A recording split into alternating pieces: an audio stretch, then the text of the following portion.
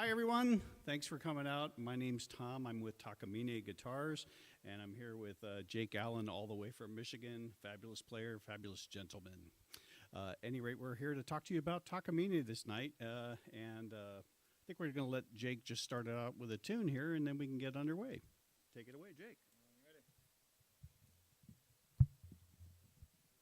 Okay, so I'm going to start out with a little tune on this thermal top EF360 SC TT model.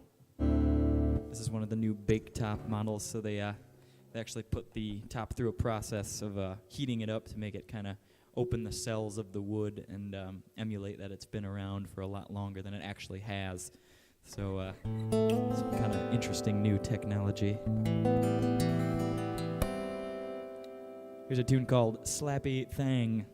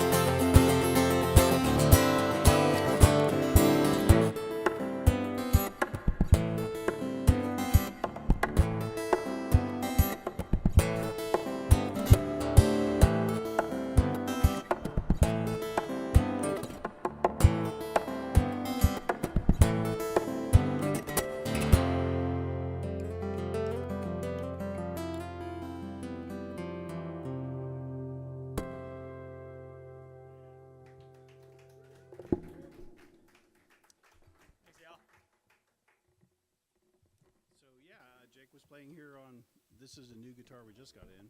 I think he said EF360 SC TT. We make a lot of dreadnoughts. We make OM size guitars. We make jumbos. We make New Yorker size guitars. We make a couple proprietary ones, the NEX, which is like a shrunken down jumbo. And we make a guitar called the FXC, which is even more shrunk down. So the body size is covered a lot, and a little bit about the company itself. Takamine has been making guitars now since 1962. They actually started in 1959 as kind of a, like a cooperative between a bunch of luthiers in Japan. After the folk music boom here in the U.S., they started building guitars, and they kind of segmented off into a couple distinct groups. One of the distinct groups then became Takamine. And Takamine, there is no Mr. Takamine. I mean, there might be in a phone book in Japan, you might see a Mr. Takamine, but that's not where we come from. We take our name from the mountain that's actually above the factory, and we're actually on the hillside of the mountain in a town called Nakatsugawa, and then a little village within that town called Sakashita, and that's where Takamine is made and have been since 1962, which is longer than a lot of guitar manufacturers out there right now. I mean, obviously Gibson and Martin have been around longer, but making acoustic guitars, we're longer than, say, Breedlove has been around. We're certainly longer than Taylor's been around.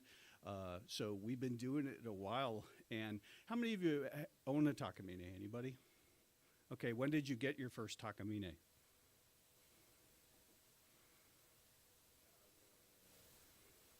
Oh, cool. That's pretty recent then, actually.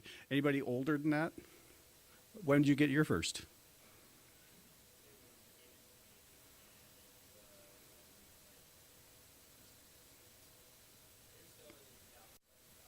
Yeah, so I mean, those were later guitars for us, right? That was built in the earlier factory. Yours was built in the new factory. The new factory took place in 2006, and it's, I'm sure because we're in San Diego here, I'm sure some of you have gone to the tour at the other guitar factory in town, which is fairly modern. And Takamine is also fairly modern. Takamine uses lasers to do inlay and cutting. They have CNC machines, but that's not their big concentration.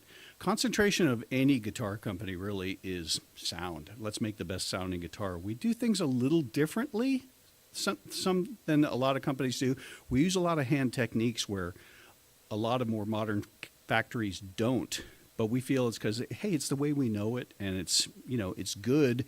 And we use a lot of different glues that a lot of manufacturers would not use. Like we use a lot more hide glue than, say, a lot of manufacturers would. We also, in a building of a guitar these days, it used to be, one glue to make the entire guitar. And now it's like multiple glues. This will have like probably 10 different glues in it when you build it. But so we do a lot of old school stuff, which I think makes the guitar a very modern looking and modern built and modern rigidity and roadworthiness, but really kind of the old school, beautiful, warm, blooming tone of instruments we know from the past. And that's all kind of done by design. So that's cool. And a lot of innovations. I'll give a quick touch on a couple of innovations. You might notice this weird saddle that looks like it's broken down the middle, but it's not. It's actually, we call it a split saddle because it's split into two pieces. And what that gives you is the ability to, a couple things. It gives you the ability to intonate the guitar properly up the neck. Like play a chord way up the neck. You'll hear how in tune this is.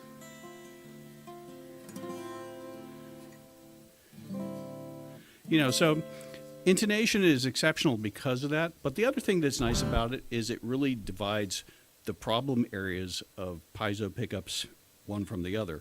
So you'll have, piezos require good down tension from the strings to the pickup itself to give good contact. So that gives you the ability to have the E and the B really, really separate from the rest of it. So you don't have the B string problem that a lot of acoustics do when you try to amplify them. I mean, it's pretty even across the board. Can you turn it up here? So that's kind of the deal. The other thing you'll notice is it really doesn't sound piezo-y. If you even play it with a plectrum, you don't get that quack that's normally associated. The pickup system itself, instead of a strip with 6 crystals on it that sits under the saddle, we actually have 6 barrels that are totally shielded all the way around that sit under the saddles. They're about 80% larger than your typical piezo crystal. So what you run into with a small crystal is dynamics are super limited. Like if you hit real hard, it'll distort right away, and that's where you get that kind of like kind of sound. But with a larger one, you have much more dynamic range, so it works for a broader area, and you get more of this pleasing sound. So that's kind of where it's at with other innovations we have. I would say our neck joint's really, really radically different than other stuff. We don't bolt on necks, we glue our necks. It's a dovetail, but it's not a typical dovetail. We actually have, if you flip it over the other way here, underneath the fingerboard, there's 2 extensions that actually go from there to there to avoid that 14th fret hump you get and to avoid probably ever needing a neck reset in the guitar's entire life. Since they did that, which I think was 2000-ish, so most of you guys as guitars who have them here have this thing, and it works really, really well.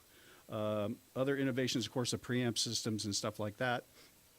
But Jake, why don't you take it over and play some songs, and you can kind of talk about what you do with the guitars and why you choose these ones and all that kind of stuff. Okay, so back to Jake here.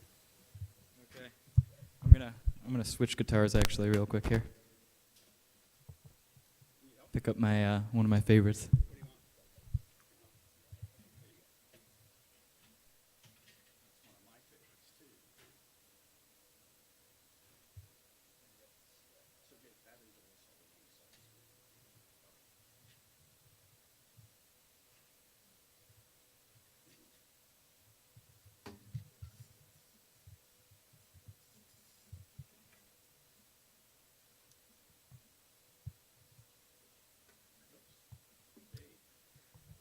This is one of the kind of more upscale of the new thermal tops here. The most upscale. One of my favorite Takamine guitars, actually. It's got the Madagascar spruce, or what is that, Madagascar? Madagascar rosewood for the sides. Beautiful.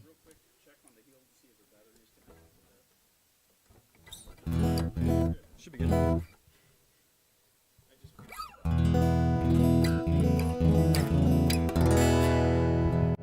Alright, I'll do a little cover song for you guys and sing a little bit. This one from the Beatles.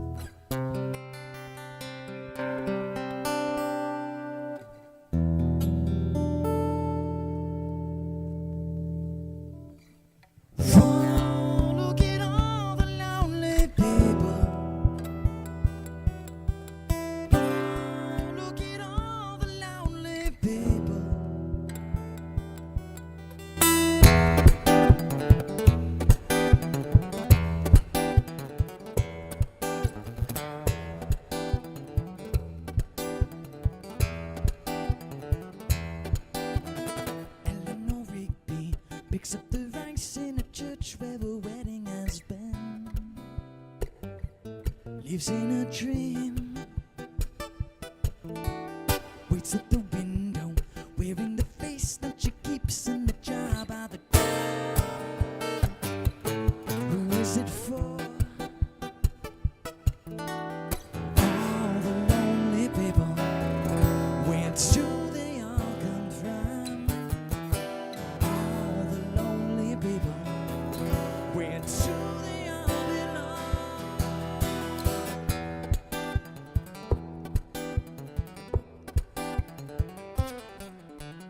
Father Mackenzie, writing the words to a sermon that no one will hear. No one comes near. Look at him working, donning his socks in the night when there's nobody there. Does he care? All the lonely people, where do they all come from? All the lonely people, where do they all belong? Oh, look at all the lonely people. Oh, look at all the lonely people.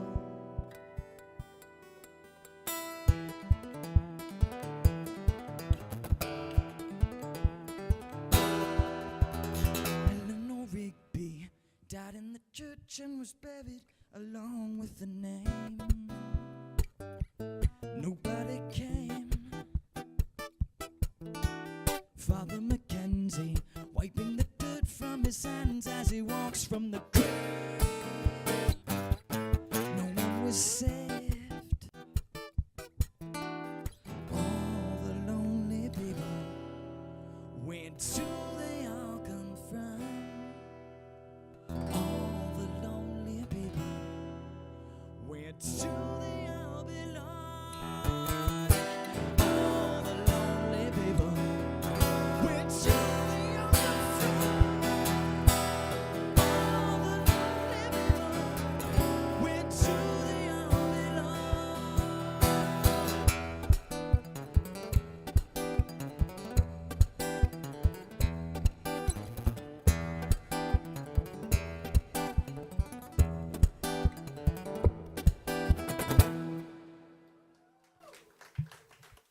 Thanks, you guys. Another tune? Cool. I'm going to grab a different guitar, yeah? Cool. There's so many to choose from up here. Yeah, why not? Actually, you know what? I'm going to grab the Sitka spruce guy. Or not the Sitka.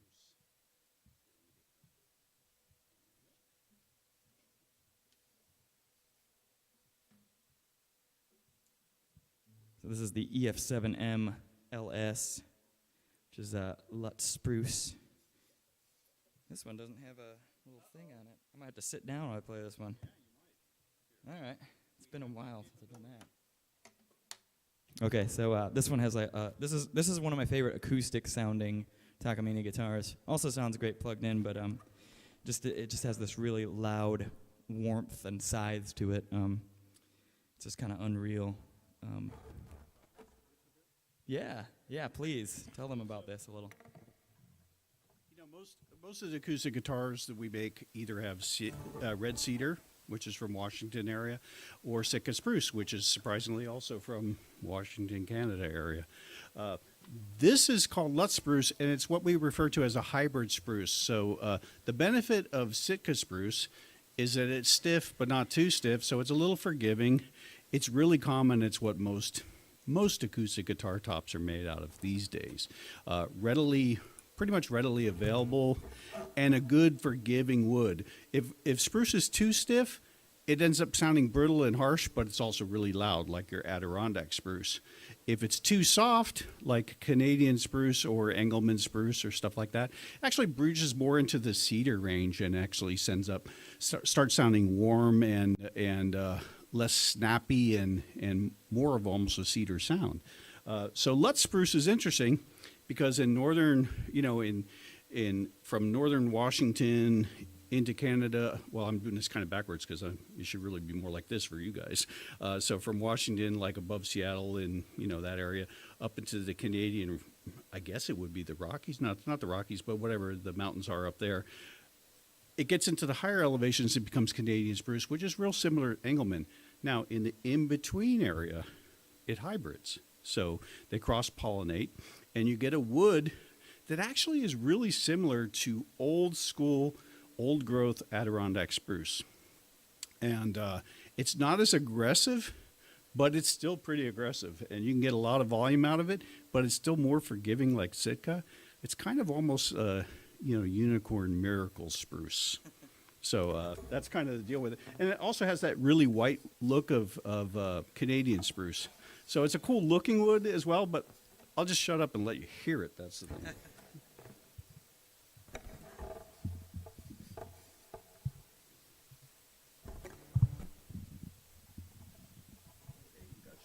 Yes. Let's see if I remember how to sit down and play.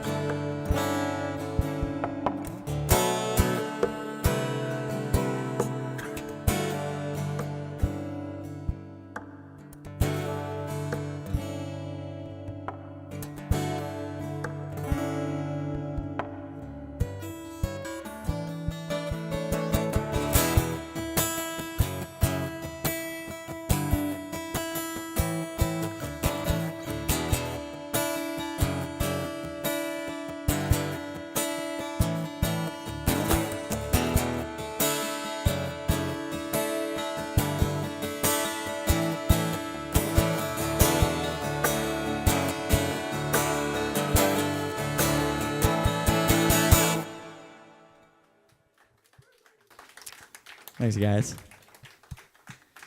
So, just one thing I want to add from a personal standpoint, doing that kind of style, the palathetic pickup inside Takamine guitars, I don't know if it was designed with that style in mind, but it sure feels like, yeah, right, yeah. It feels like it was, because this is the only guitar that I can pull off of a wall at any given guitar store and plug it in and have it pick up the body sound like that. And with the tapping, you know, it's like it takes a really sensitive pickup to be able to amplify what I'm doing when I do stuff like that. And so the mixture of the percussive sensitivity of the pickup and just the overall hotness of the output and like the robust sound is really essential to the way that I play, and that's what kind of drew me to Takamine guitars in the first place. And every guitar is consistent, so it's like it's just this bulletproof, amazing thing that came into my life at the right time. So just my little addition about these things. So.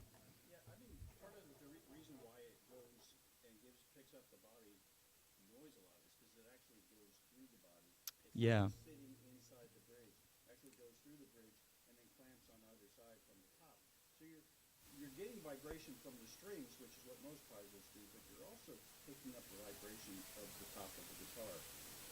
That's where you get a lot of that the top sensitivity. You'll see those two pearl dots on either side of the saddles there. They actually cover in screws that hold the bolts and it kind of squeezes it through and squishes it together. Kind of always tension, as opposed to if you have strings on it, yeah, there's tension. You could actually make noise on this guitar if there were no strings on it, which most piezo pickups wouldn't do. Obviously, it wouldn't be balanced and full and wonderful like this, but it transmits sound. That's one of the reasons it works. Jake, why don't we talk a little bit about the preamp on this guitar? Which one is This is the line driver on this one. Oh, okay. Let's grab this guy here. Remember this? Yeah, that's great. That's great. So, I can just Cool. all good. So, hey, you went away. Oh, now all these cameras will need to be readjusted here.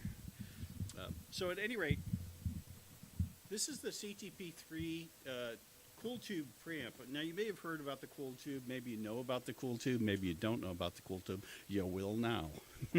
So, at any rate, first thing I like to do on the cool tube is press this button here. And you'll see there's a red blinking light. That's because while that light is blinking, it's actually warming up the tube on the inside. Like when you turn on a tube amp, it doesn't go right away, right? Now, you could also do it by, where's your cable here?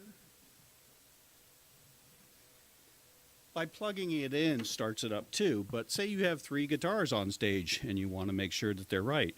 Eventually, that light will stay on like it is now. Now the guitar's ready to go. And so when you plug it in, boom, she's up and running, hopefully. Oh, except for that. Yeah. Ah, hey. Now we do. So I like to start off by just saying, okay, so the EQ on this is plus or minus 12 dB. So you audio guys out there know that that is quite a load of gain and cut on an EQ, right? So I'm going to start off with things flat just for you to hear it. Oh, yeah, do we have volume? Oh, here we go. I had it turned down. I'm sorry, Jake. So we got this sound here, right? It's all right. Maybe I want to bump the bottom a little. And then I want to cut the mids a little to shape it a little bit better. And maybe add a little high frequencies just to taste. Yeah, I kind of like that, right? That sounds all right.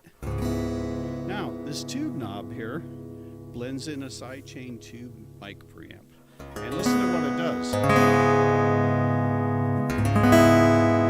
All of a sudden, now we have all the detail and kind of warmth. And actually, maybe I want to bring the highs down now a little because I'm not having to compensate.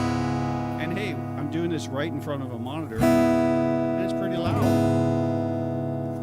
That's why so many pros use Takamines, because you plug them in on stage and they work. We've got acts like Bruce Springsteen, the Eagles, Toby Keith, Garth Brooks, Kenny Chesney, Blake Shelton, on and on and on of guys who could afford any guitar they want. We don't pay artists to use our guitars. Now, that's not a real big claim. But they choose Takamine because they know that they can rely on it. Now, say we had let's make a bad situation here. Okay, now we're kind of running away, right? Ooh, there's a little bit of feedback coming on. We have a notch filter. I can control that feedback just by finding it. Oh, there it is. And of course, I'll undo the problem that was created to get rid of it. But listen to how airy and nice and normal that sounds. Your mid-range function is totally sweepable. I'll cut it really so you can hear it. You have a lot of control there. Now, with a lot of control comes a lot of responsibility. So don't go cranking this 12 dB anyway, or you're going to have problems on stage. But wow, what a great, easy system, right? Any questions on that preamp at all? It's a 12AU7, by the way. No questions. You guys, I must have explained it so good. I'll let Jake play it. There we go.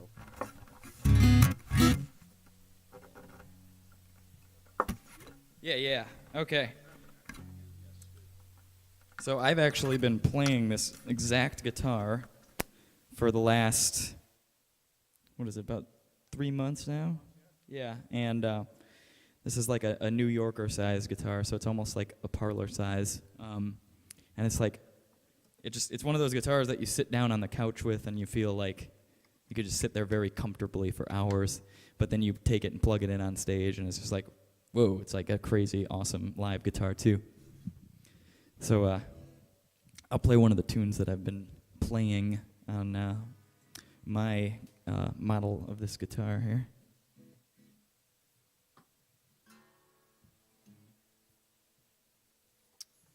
I'm gonna do a new song from a upcoming album of mine.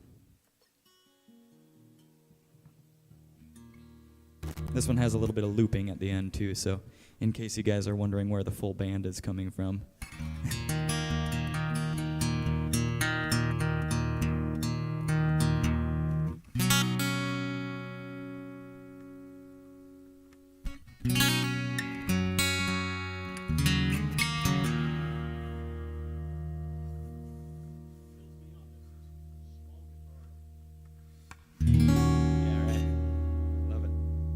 Alright, this tune's called Scorpio.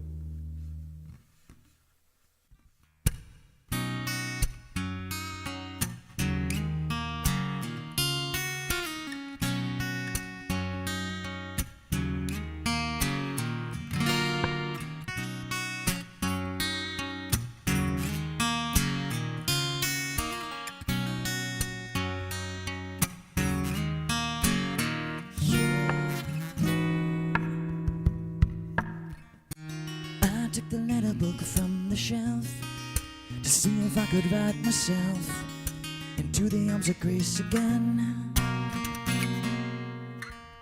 But when we let ourselves become so empty and numb, we're blind to what we used to be.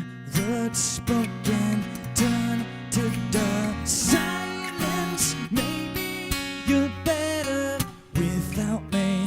I'll paint your memory over and over until you like the end. And maybe there'll be light in the morning, maybe never again.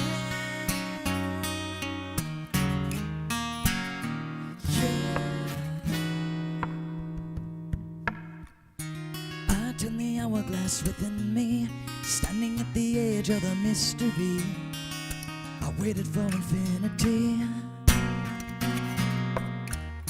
An apparition came and said, you already live as though you're dead. You're blind to what a life should be. Self-righteous narcissist. Go back, maybe you're better without me. I'll paint your memory over and over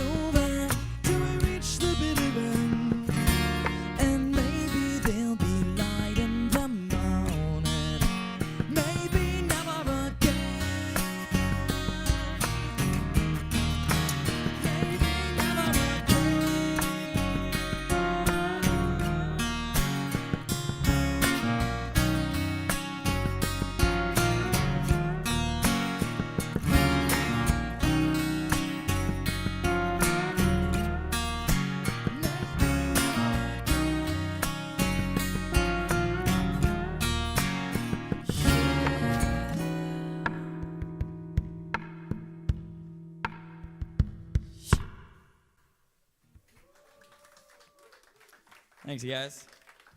Crazy. So just to add, like when I do a lot of the looping stuff, a lot of my peers who are also guitar players are like, how are you getting that cool bass sound? Like, I can't find any effects that sound like that with my guitar. And I'm just like, well, I use an octave down effect, but I use it with a Takamine, so it has this super robust like signal that handles effects really, really well, and especially that effect. So it's kind of like I've kind of worked it into my signature sound as this kind of octave down thing that I do sometimes. And without the Takamine, it just kind of falls short. And the palathetic pickup really takes on effects well and handles them without feeding back. And just kind of a bulletproof system, and always complements what you do instead of, you don't have to tweak it to get to where you want to be. It already is there. So it's that's kind of another reason why The they weakest, rule. the weakest link typically in any sound system is the source. So if you think about, you spend $70K on a nice PA or something like that, and then you get mics from, I don't know, Radio Shack or Toys R Us, you're going to sound as good as you can with that mic. So know that the source, which is the pickup system and the guitar, helps down chain. And you're really creative with that. That's really cool. Thanks. Yeah, no, it sounded cool. Do you want to talk about this guitar now? We can, why not? Yeah. We've got it here. So this guitar is a P1DC. Notice the difference in the mic quality. So, at any rate, this got snapped on me here. P1DC, but in a new finish, which we call satin molasses. And it's sapelli back and sides, spruce top, cedar top, with that molasses stain on it and a satin finish. I think it kind of has a nice old school kind of Americana vibe to it. Great neck, great sounding dreadnought.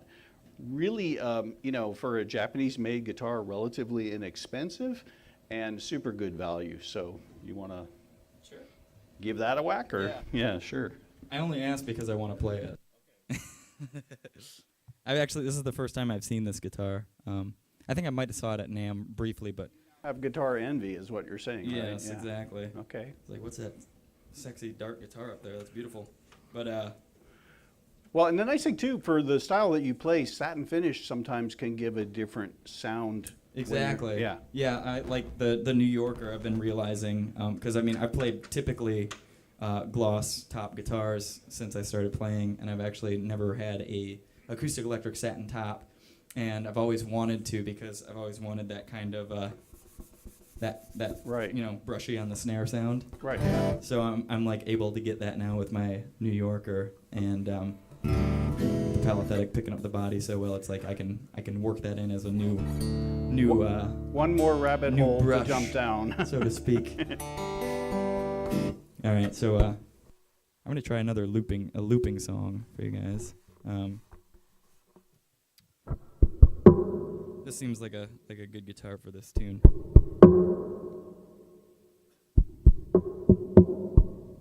Okay.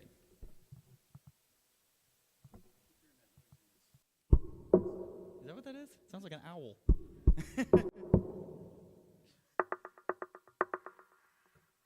Okay, here's a tune from Gautier called "Save Me."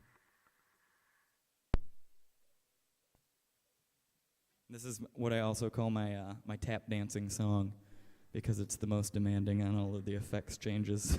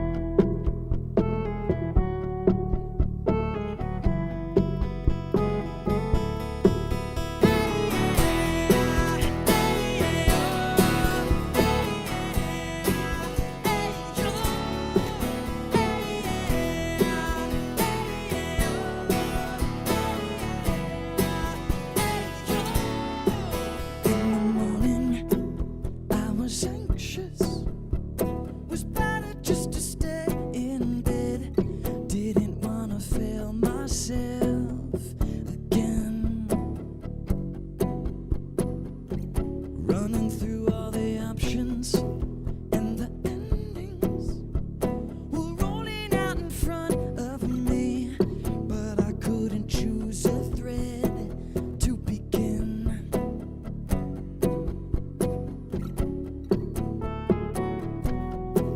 And I could not love, 'cause I could not love myself. Never good enough, no. That was all I did myself. And I was not well, but I could not help myself. I was giving up on living.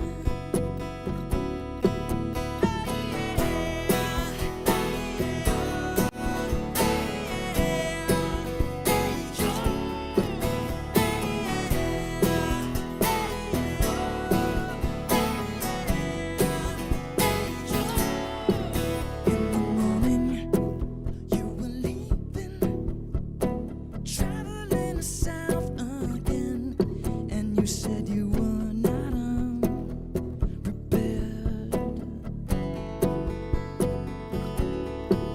All the dead ends, disappointments, faded from your memory, ready for that lonely life to end.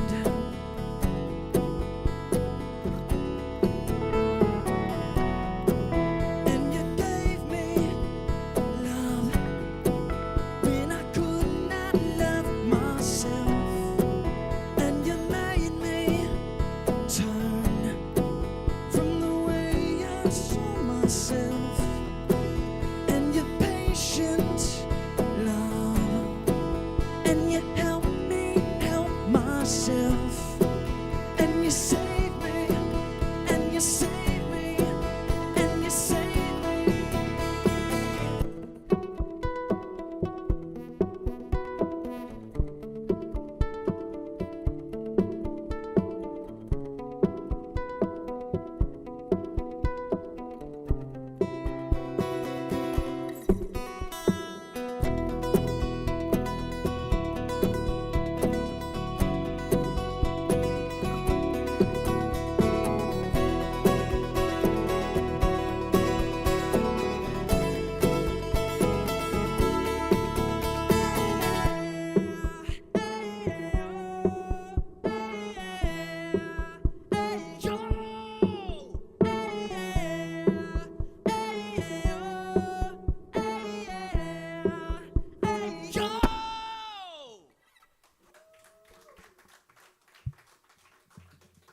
Thanks, you guys.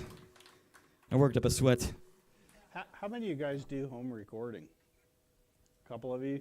So, I mean, all those punches live, that just drives me crazy. That you can do all that stuff without messing up and having to do it over again. It's very risky. Why don't you, just out of curiosity, why don't you take us through kind of what the little parts you put in to layer stuff on something, like if you're trying to do something, and say, hey, here's what I'm doing, and then do it, kind of like on your what now? looper. What do you mean? You show how you set the layers Oh, up. okay, yeah. So my number one rule for looping is no pre-recorded stuff ever. So, and it always has, the second rule is that the loop always has to work into the arrangement of the song. It can't be like, oh look, I'm setting a loop, and then I'm just gonna let it run 1,000 times, and then maybe I'll build something later, and then it's always like, it's always part of the arrangement. So, I don't know, it varies from song to song, but usually I'll start with a melody or a rhythm guitar part, so like a.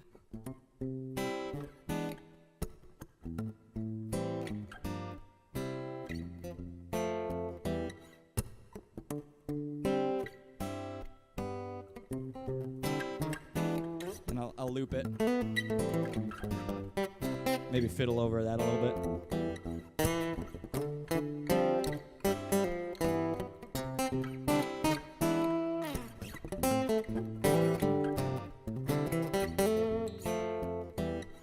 Then I'll call my drummer into the studio.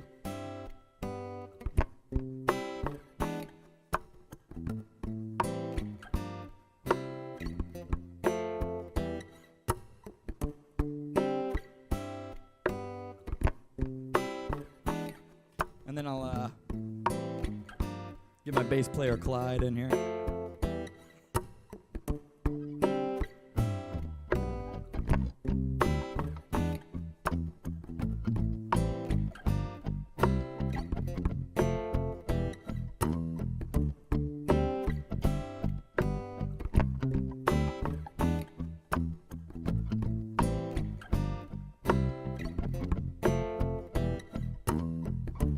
Change up some effects.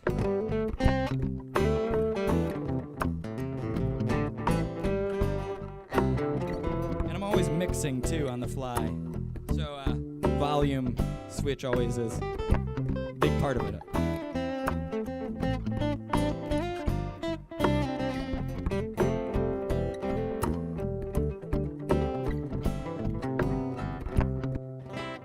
So that's kind of the basis of my looping practices.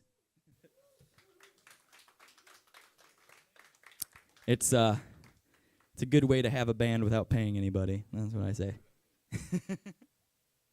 Guys, seriously, any questions you have at this point? There are no dumb questions, there are only questions. And I would ask a dumb question if I had one. I did just now. I asked, how'd you do that? Because I'm in awe. Yes, sir. I have a question related just to the products. Yeah. I own a early 2000s Takamine.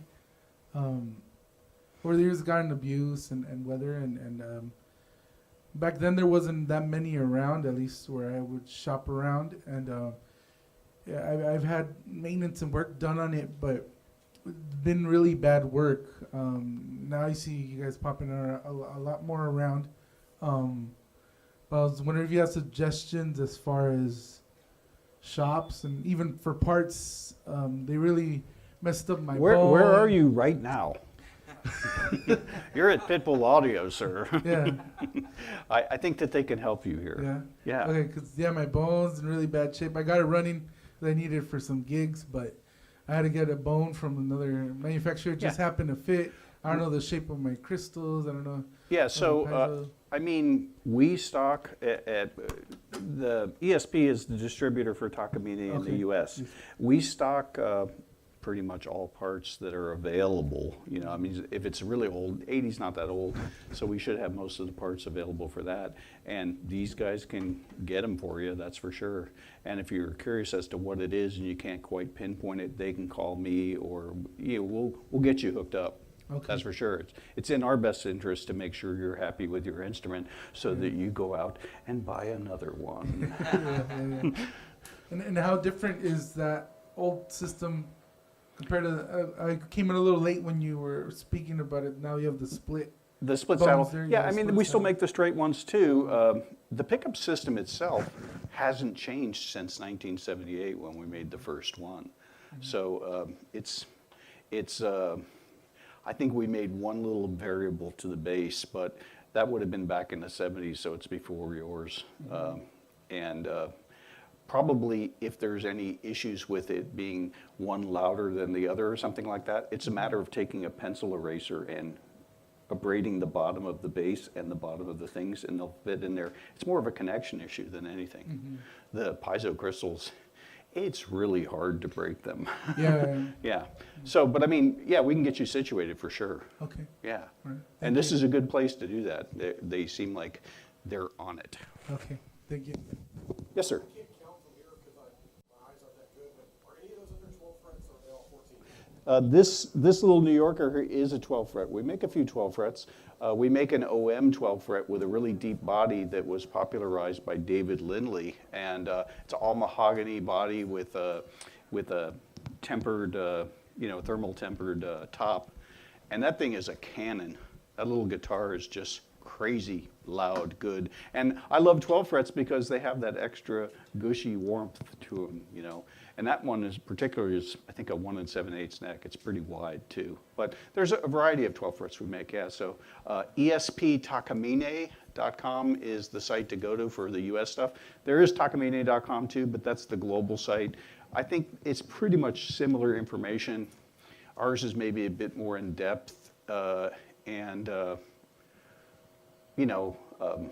just more for the U.S. audience, I think. Hey, I just happened to walk in and get an item. I just want to tell you, man, you're a good performer, and this instrument is crazy. I'm a shock and awe right now. I'm like, whoa. Yeah, man. Hell, like, there's a one-man band right here, man. Yeah. It's crazy. And it's funny because I've never played any of these guitars on this stage before, and that's how consistent they are. I mean, any other brand, I could just, I would go up and I would just be like, oh, I'm not comfortable, and I would, I wouldn't be able to just walk up and do my thing. But with these guitars, they're all so consistent, and they all have that same robust sound about them that I can come up here and just plug one in and do it, It's kind of cool. Have you all had experience with ESP guitars from Japan as well? They're more of a metal rock guitar. One of the reasons I think we were selected as a distributor in the U.S. is the setup on the ESP guitars is unreal. That's really one of the best things about the facility.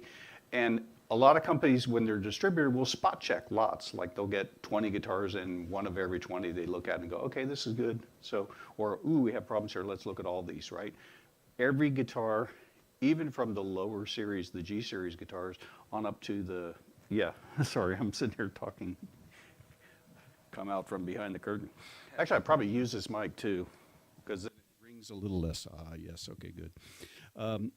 So, from even the smallest, guitar that's maybe $199 on up to a $4,000 guitar, they all get the same attention. It's pretty meticulous. We have a really, really broad checklist that we go over, and we got like probably 30 guys doing that. So they unpack them, they crank them through, and then if they actually sit on our shelves for more than a couple months, they get done again because wood changes. And so that's kind of a good thing about the facility. Check out the website. There's a lot of good information. There's videos on how to control these preamps, like what I showed you earlier, stuff like that. We have contests. If you sign up, you get a newsletter from us. We bombard your mail once, at least once a quarter, if not more. But it's not gonna be every day, so don't worry about that. But it's fun. You'll get to see new stuff as it comes out, and news on this guy when he's going to be, like we had it up on our site for that. I think, isn't there, we're going to have, Jake was in the house yesterday shooting video for a couple things like this beautiful new guitar. You can't see it from the back rows, but this is just crazy. First off, this top looks really strange, right? This is actually a cedar top. They whitewash it to make it go along with the oven coal, which they stain. So oven coal is kind of a greenish wood. If you can see inside the sound hole, I'm sure you can. It's got kind of a greenish tint to it, like almost like a poplarish kind of green tint. And so we stained it to make it look brown because it's a brown wood then as opposed to a green wood. And then we take the red cedar top, which is kind of reddish, like that guitar there. And those two combinations, red and green, is a very Christmassy guitar. So we make it look like this. Now, here's the cool thing, and this is kind of the Japanese thing, right? This guitar, every year they do these limiteds, right? This is the 2018 one. Every year in Japan, they're in this prefecture called Gifu, right? And so every springtime, this butterfly that's depicted here and here comes by for the spring for just like less than a month, right? It comes around and it flies around. It doesn't live in the city. It doesn't live in the deep forest. It lives in the kind of the burbs, right? Where people are, because it kind of likes people. It likes to join around the people. And then it goes away, but it really is a heralding of spring. So what they did on this inlay is they put the butterflies on, and really in a very Japanese fashion, they want this top to look like nature, but also like man-made. So that's why it has that strange look as well. So they do that as just like a little signal there. So this, and then there's violets and wind and rain and stuff going up the fingerboard all the way to the headstock. They have this really nice grained ivoroid on the buttons. And I think these are some sort of really high ratio Goto tuner. On all the Japanese guitars, we use Goto tuners, which are fantastic tuners. And just lovely abalone, not out of line anywhere. I mean, it's really pretty. This is a lot of work in this guitar there's probably, if I just look at it, I would gaze at it and say there's close to 1,000 pieces of abalone inlay in here. And they crank them out. And it's not like, okay, the abalone O-matic just throws it on in there. No, these guys have tweezers, and they're carefully placing and gluing each piece and then leveling it. It's crazy. The abalone is cut by laser. So that's coming to be much more of a commonplace practice. We were kind of one of the pioneers of that. We were, and still to this day, I think it's the biggest laser table I've ever seen is at the Takamine factory. And they can do just wild stuff. If you've been with Takamine for a while and you looked at some of the earlier limiteds, they're really quite nice. There's ones with eagles on it. I have one in my office. I think it's the 2002 or 2008, one of the two. But it has the earth, like the edge of the earth. So if you look at a crescent earth, so the black part would be the black part. And then around this, there's Japan in there, and it looks like the blue ball. And it's really, really cool, really great inlay. And they use like stone, and it's all real stuff. Last 2 years ago, they had one called Rengeso, which is a flower that grows on a mountain. And they had this river going on one side and the river on the other side. And if you actually reverse those two, it makes a map of the Gifu Prefecture. So there's all kinds of crazy stuff like that, little Easter eggs in the inlay, right? You want to... Any other questions, please? No? Any comments? Anybody have a joke? Oh, thank you. It really is, isn't it? I mean, this is the thing. So I like to say, like, when people who bought, I had my first Takamine was from 1974 or something like that. And they were the old, we call it the lawsuit era. There was never a lawsuit. But it said, Takamine and Company, established 1962. Very similar to a logo that over there that says C.F. Martin and Company, established 1833, right? Same logo, same script logo. Martin actually asked us to stop, and we said, okay, because we were already going on to new stuff. But if you go from that era to what we're doing now, and that's like, what is that? That's 40 some odd years ago, right? To where we are now. There's 40 some odd years of growth there, I'll call in the guys up in El Cajon, which is a great factory, the Taylor Guitar Factory. Their guitars from the 70s and 80s, same deal. They've come a long ways. We have too. And I think that every time I talk to somebody who has one of these old guitars and says, I sold it. I wish I never sold it. Well, the good news is we still make them, and the better news is they're way better. So, and they're still a value proposition. This guitar, street is like 3,200, right? That's what an 814. It's less than what an 814 CE from Taylor goes for, and gosh, that's a lot of guitar for $3,200. And it's made in Japan, so it becomes their domestic product, right? That's the thing that they hold close to them, just like Taylor would hold close the El Cajon guitars more so than the Tecate guitars. And Martin would hold close their Nazareth guitars more so than they would hold where are they making their guitars in Mexico? I forget. But, same deal. So that's the thing. All of those guitars that I talked about, the Mexican ones, the Japanese ones, the Chinese ones, all great guitars. But Takamine holds this dear, just like Bob over there holds his El Cajon guitars dear. So just know that. And you want to play another tune? You guys want to hear another tune? Are we done or no? We're good still. Okay, good. All right. Sweet. I wanted to play this guitar. Okay, well, I'll leave you guys with a familiar tune. Make sure you guys ask lots of questions after we're off stage and, figure out which guitar is good for you. I also have some CDs and stuff if you guys want to take any of my music home with you.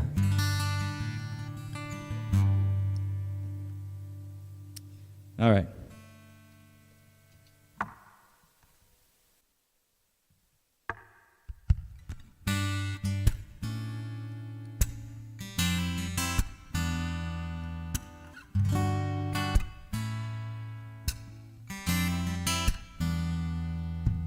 Looking out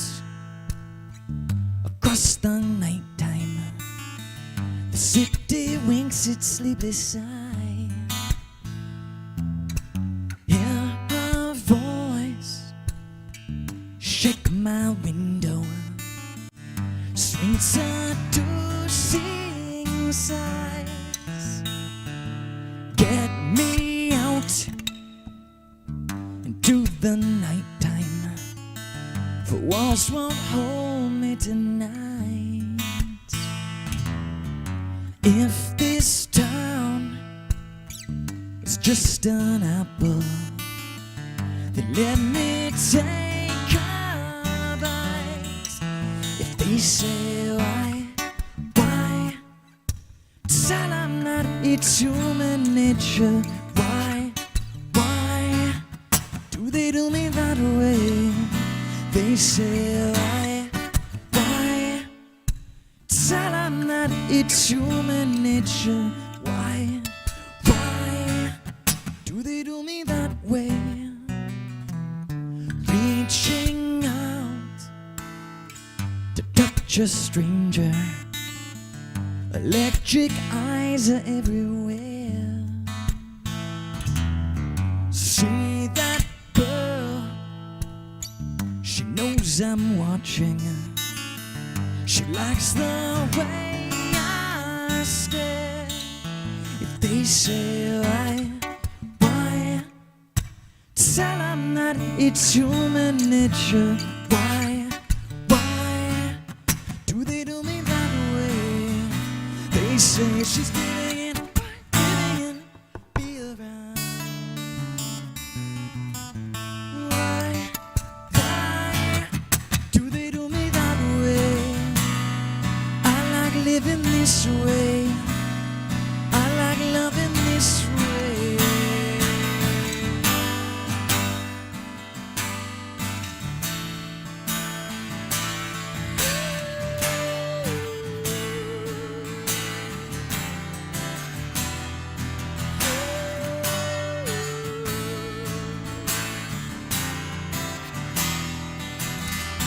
Looking out across the morning, the city's heart begins to beat. Reaching out, I touch her shoulder. I'm dreaming of the street. They say why.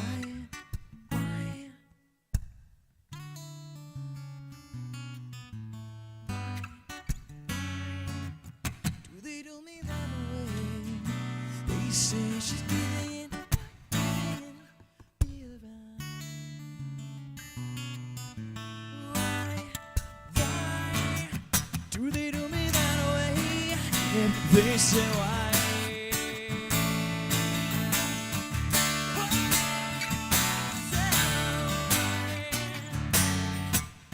do they do me that way? If they say why.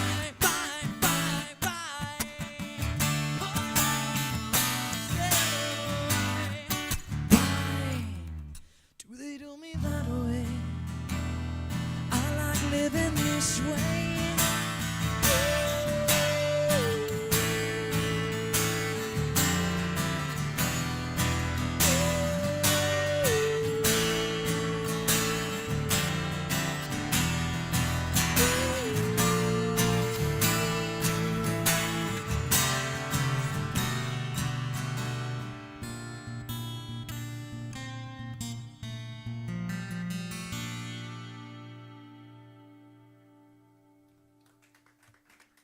Thanks, guys.